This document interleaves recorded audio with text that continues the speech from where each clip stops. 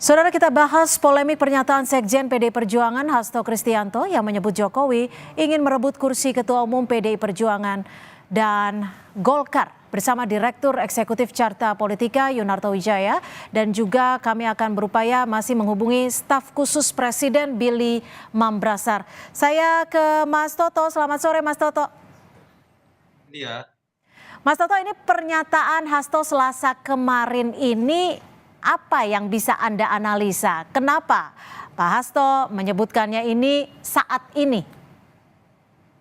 Iya, pertama kita harus pisahkan bahwa ini menurut saya tidak terkait dan bisa mempengaruhi gugatan yang sedang dilayangkan di MK yang sekarang sedang disidang ya. Jadi ini lebih mengarah kepada perdebatan tanda kutip atau pro dan kontra internal PDI Perjuangan, karena konteksnya kan berbicara mengenai manuver politik dari Pak Jokowi sebagai kader, katakanlah menurut Hasto untuk kemudian Mas Hasto untuk kemudian menjadi ketua umum.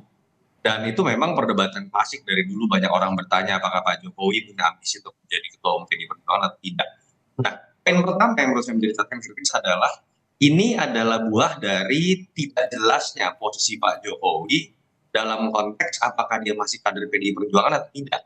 Yang kita ketahui sebagai awam, belum pernah ada pencabutan KTA dari Pak Jokowi. Jadi kalau menurut saya sih isu ini akan lebih cepat beres. Hal-hal tanda tanya besar mengenai isu PDI Perjuangan dan Pak Jokowi, entah Pak Jokowi mengundurkan diri atau kemudian PDI Perjuangan yang kemudian mengeluarkan Pak Jokowi sebagai kader PDI Perjuangan. Nah, konteks lain, catatan kritis buat Mas Hasto, menurut saya alangkah baiknya ketika proses MK masih berlangsung, konteksnya perdebatan mengenai fakta hukum, saya pikir seharusnya perdebatan mengenai hal-hal politik termasuk internal PDI Perjuangan, termasuk dengan Pak Jokowi, itu dihindari terlebih dahulu. Apalagi kalau kemudian ini malah menggeser fokus perhatian dari publik, konstituen, pemilih, pemerhati dari harusnya persidangan di MK itu menjadi kemudian isu yang sifatnya internal seperti yang dilempar oleh Mas Hasto. Itu catatan kritik terhadap Mas Hasto. Catatan buat lebih baik Mas Hasto dan teman-teman PDI Perjuangan menopang dan mensupport tim hukum 03 untuk memberikan fakta-fakta hukum. Tapi apakah emang akan berpengaruh besar dengan statement Mas Hasto ini di tengah sidang MK? Ya, poin saya adalah kenapa sih nggak fokus saja teman-teman PDI Perjuangan untuk kemudian ikut membackup, memberikan bantuan bukti fakta-fakta hukum supaya kemudian peluang gugatan dari 03 ini bisa dikabulkan dibanding kemudian berbicara mengenai isu-isu yang lain seperti yang kita dengar sekarang dan perdebatkan sekarang gitu ya. Yang kedua, catatan kritis terhadap Pak Jokowi, memang isu ini kan menjadi menarik ketika kita tahu ya, ini kan isunya kan seakan-akan masuk dalam ke framing bahwa Pak Jokowi ini punya potensi loh melakukan hal yang tidak lazim, termasuk kekuasaan di PDI Perjuangan. Kenapa isu itu muncul? Karena memang ada fakta politik lain, misalnya Mas Kaisang masuk menjadi ketua umum dalam tanda kutip sebagai ketua PSI, dianggap caranya tidak lazim, termasuk Mas Gibran masuknya menjadi cawapres melalui proses yang dianggap penuh pro dan kontra. Itu yang menyebabkan isu-isu ini menjadi oleh sebagian kalangan dianggap Baik, saya sudah bergabung dengan Billy Mambrasar, staf khusus dari Presiden. Bung Billy, selamat sore. Terima kasih sudah bergabung bersama kami di Kompas Petang. Bung Billy, bagaimana Anda melihat dari statement Pak Hasto ini? Dan ini juga sudah jelas-jelas ditampik seperti itu ya oleh Presiden Jokowi. Ya, pertama kita berbahas hidup atas dasar sebuah politik dan policy yang tidak evidence based. Jadi ketika kita menjalankan politik, apalagi ditampilkan oleh elit-elit dan intelektual Indonesia yang adalah minoritas tapi merupakan gerbang penggerak bangsa ini, ketika gerbongnya ini aja udah melakukan praktik-praktik politik tidak berbasis evidence, berbasis rumoring yang akan menimbulkan keresahan dan kebingungan di tengah masyarakat, maka ini jadi pertanyaan besar saya juga gitu. Nah, ketika kita mau membuat sebuah pernyataan, apalagi dalam ranah publik berhubungan dengan high context politics, dan mengeluarkan sebuah pernyataan-pernyataan yang tidak berdasarkan fakta, tidak berdasarkan data, ini betul-betul menyesatkan, apalagi dilakukan oleh intelektual. Dan sejatinya ketika Presiden kemudian sebagai pelaku utama atau aktor utama yang di-frame dalam sebuah cerita yang tidak berdasarkan bukti tersebut sudah menyangkal, maka sejatinya tanpa bukti pun boleh ada permohonan maaf gitu untuk melakukan klarifikasi atau verifikasi atas statement yang telah dibuat sebelum bergulir menjadi bola salju yang lebih liar lagi. Bung Billy, ini kan juga bukan pertama kali ya rumor ini seperti ini keluar. Sebelumnya juga ada rumor soal ingin untuk di Partai Golkar dan lain sebagainya. Bagaimana Presiden menanggapi ini? Jadi lagi-lagi pertama kan tidak ada bukti ya, tidak ada evidence hal itu terjadi. Jadi benar-benar political rumor aja. Dan yang kedua, yang menyebarkan rumor pun tidak punya bukti kuat yang menyatakan bahwa Presiden memiliki interest atas dasar apa. Yang disebarkan hanya atas dasar bahwa Presiden ingin melanggengkan kekuasaan agar ada perahu setelah ini. Padahal jelas-jelas Presiden sudah menyampaikan bahwa saya akan pulang ke Solo setelah masa saya selesai. Itu kan statement yang sudah langsung keluar dari mulut Presiden. Jadi Anda melihatnya apa yang disampaikan Hasto ini manuver seperti apa? Tujuannya apa? Anda membacanya seperti gimana? Saya tidak bisa membaca intensi apa ya dari dalam hati seseorang ya dan apa tujuannya. Tapi yang jelas yang saya sesalkan sebagai bagian daripada intelektual bangsa ini adalah mempraktikkan politik-politik yang berbasis rumor, yang berbasis statement-statement yang akan membuat publik kebingungan gitu. Dan ini tidak akan membantu untuk negara ini berada dalam tataran pembangunan yang stabil begitu. Karena rumor ini membuat masyarakat bingung dan resah. Mas Toto, sebenarnya seperti apa sih kalau Anda melihatnya sikap Presiden Jokowi dengan partai-partai lain, khususnya partai yang berada di koalisinya? Tetap bersama kami, jawabannya usai jeda di Kompas Petang. Masih di Dialog Utama Kompas Petang, dituding incar ketum PDI Perjuangan. Jokowi menjawab jangan seperti itu. Mas Toto, ini kalau kita melihat jawaban dari Presiden Jokowi terkait statement Hasto Kristianto adalah katanya mau ngerebut Golkar, katanya mau ngerebut. Masa semua mau direbut? Jangan seperti itu, jangan seperti itu. Kalau menurut Anda sendiri, jawaban seperti ini bantahan atau seperti apa? Apa makna dari jawaban Jokowi? Iya, ini kan jawaban saya pikir cukup keras ya untuk seorang Jokowi yang saya kenal, cukup eksplisit. Biasanya Pak Jokowi ini cukup implisit ketika menjawab. Jadi kalau kita lihat sekaligus beliau ingin menjawab bahwa memang tuduhan seperti ini kan bukan hanya muncul dalam konteks PDI Perjuangan, tapi dalam konteks misalnya Golkar yang sering dibicarakan ketika Gibran diisukan akan masuk di Golkar. Isu berikutnya juga ada yang mengatakan Gibran akan jadi ketua umum, bahkan Pak Jokowi jadi ketua umum atau ketua dewan pembina. Memang ini berasal dari sebuah hipotesa bahwa seseorang yang akan menjadi mantan presiden itu baru bisa tetap memiliki cengkeraman kekuasaan politiknya kalau kemudian dia tetap memiliki partai, tanda kutip ya, karena ketika dia memiliki partai, dia mantan presiden, tapi dia memiliki posisi untuk kemudian ikut dalam sirkulasi kekuasaan melalui partai yang dipegang. Jadi kemarin Pak Jokowi membantah. Catatan kritisnya tadi saya sudah sebutkan. Yang lebih menarik sebenarnya menurut saya adalah lebih baik kita fokus kalau ingin berbicara mengenai kemungkinan itu jangan berdasarkan sesuatu yang dibilang berbasiskan evidence gitu ya, hanya rumor. Tapi kan ada fakta yang menarik untuk dibahas misalnya lebih mendalam.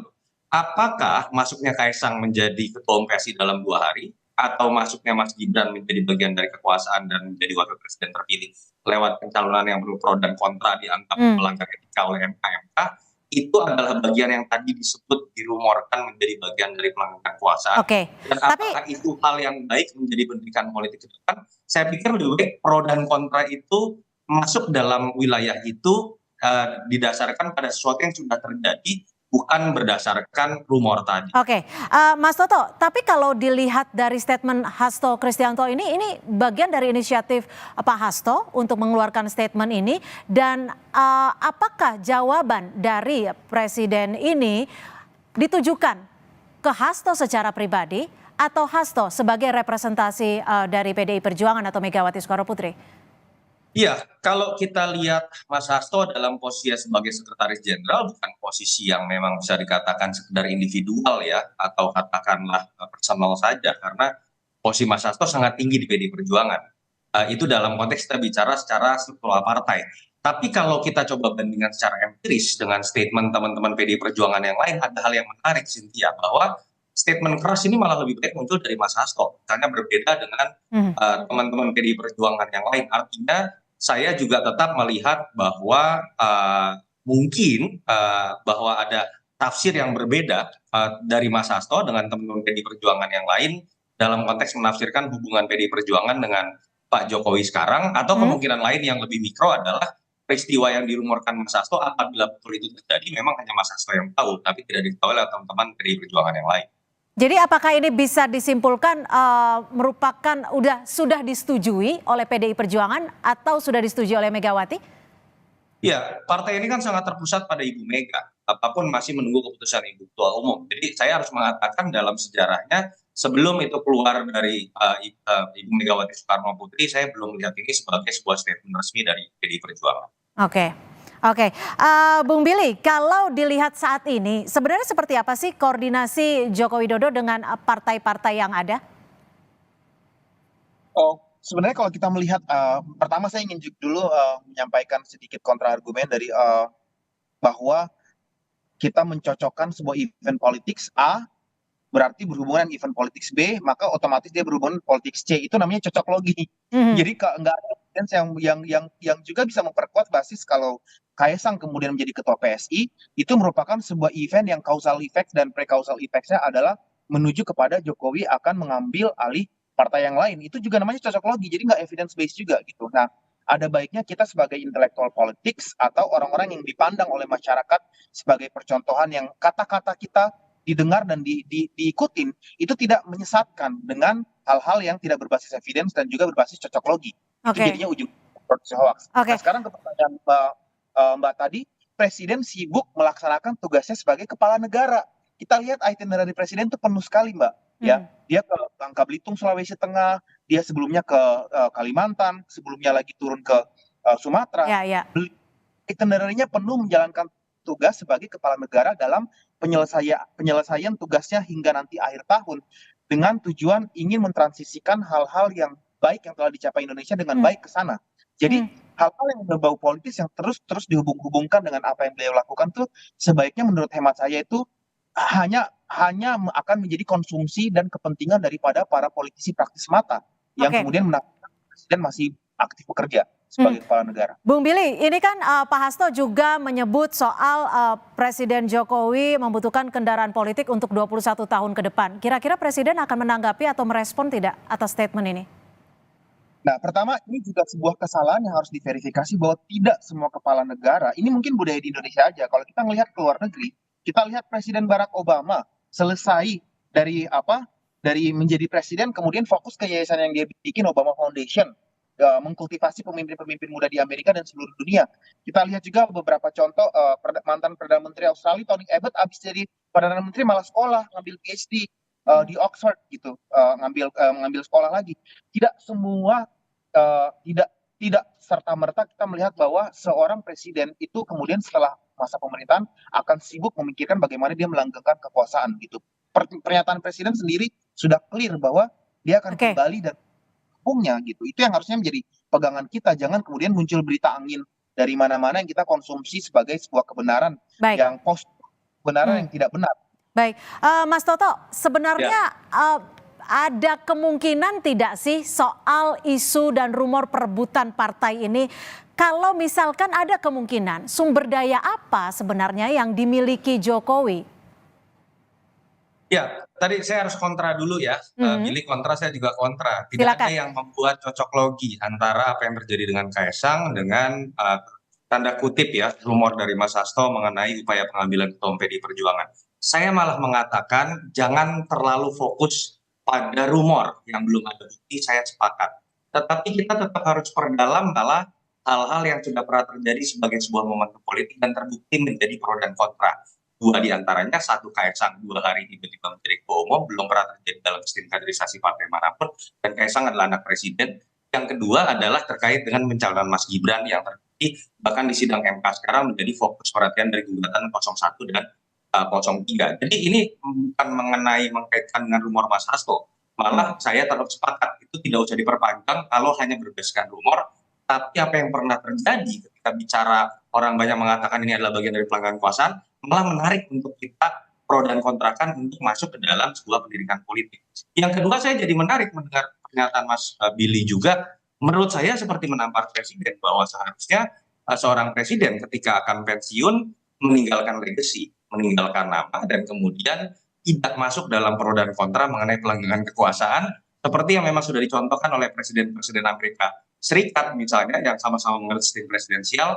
Itu yang menyebabkan kenapa di Amerika Serikat belum pernah ada kejadian ketika presiden masih berkuasa anaknya maju menjadi presiden dan kemudian itu memancing perdebatan sampai sekarang. Masuk ke dalam pertanyaan Cynthia, ya tadi hipotesa saya sudah sebutkan. Memang kalau kita bicaranya dalam konstelasi dan sirkulasi kekuasaan, seorang mantan presiden itu tidak ditempatkan dalam posisi apapun, apalagi dalam sistem presidensial ketika presiden terpilih nanti akan sangat berkuasa ketika dia adalah kepala negara dan kepala pemerintahan. Kalau ditanya Pak Jokowi apakah masih ada cengkeramannya dalam konteks kekuasaan, sulit untuk mengatakan tidak bahwa cengkeramannya ada di sosok Mas Gibran, yang suka atau tidak adalah bagian dari Pak Jokowi yang kita bisa tafsirkan dalam bentuk apapun. Tetapi memang secara formal akan lebih cengkeraman itu terasa lebih kuat apabila Pak Jokowi masih ingin menjadi entah guru bangsa atau kemudian bisa menjadi sosok yang ikut membantu keberlanjutan pemerintahan Pak Prabowo Gibran ketika dia memiliki partai sehingga kemudian bisa ikut dalam sirkulasi kekuasaan tersebut. Itu lumrah dalam konteks sirkulasi kekuasaan. Oke, terakhir singkat saja Bung Billy, dengan pernyataan dari Hasto ini menurut Anda apakah akan memperuncing hubungan Jokowi dan PDI Perjuangan? Singkat saja Bung Billy. Saya pikir Pak Presiden Jokowi adalah salah satu presiden terbaik yang berhasil menjaga dinamika hubungannya dengan seluruh pemangku kepentingan dengan sangat baik. Jadi saya lihat apapun badai yang lebih besar telah dilalui oleh Presiden Jokowi merumorkan, menggosipkan atau even mendorong agar dia memutuskan hubungan yang tidak baik. Bahkan seorang oponen seperti Pak Prabowo saat ini menjadi sahabat dia. Jadi bukti sejarah kita lihat ke belakang bahwa Pak Presiden Jokowi tidak pernah burn the bridges. Artinya akan baik-baik saja ya Bung Billy ya? Presiden Jokowi selalu menjaga hubungannya dengan siapapun. Baik, terima kasih. Terima kasih Bung Billy Membrasar, staf khusus Presiden, dan juga Mas Yunarto Wijaya, Direktur Eksekutif Carta Politika sudah bergabung bersama kami di Kompas Petang. Selamat sore. Selamat sore, makasih.